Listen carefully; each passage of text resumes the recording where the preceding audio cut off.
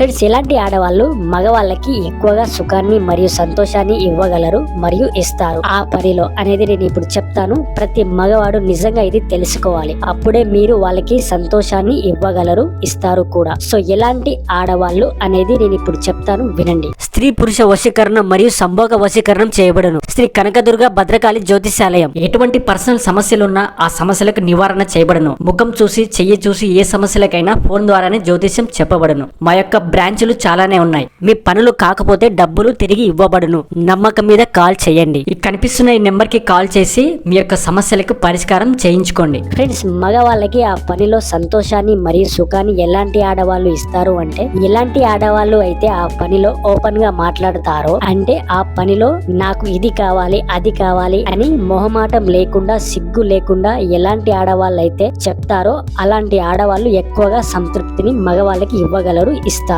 చాలా మంది మగవాళ్ళు ఏజ్ ని బట్టి సంతోషాన్ని ఇస్తారు అని అనుకుంటారు. కానీ దానికి దీనికి అస్సలు సంబంధం లేదు. అలా ఏజ్ తో అస్సలు సంబంధం లేదు కూడా. ఏ ఏజ్ లో ఉన్నవారైనా సరే అడిగి మరి ఆ పనిని చేస్తారో వాళ్ళు మాత్రమే మగవాళ్ళకి అర్థం చేసుకొని సంతృప్తిని ఇవ్వగలరు, సంతోషాన్ని ఇవ్వగలరు. సో ఇది గుర్తు పెట్టుకోండి.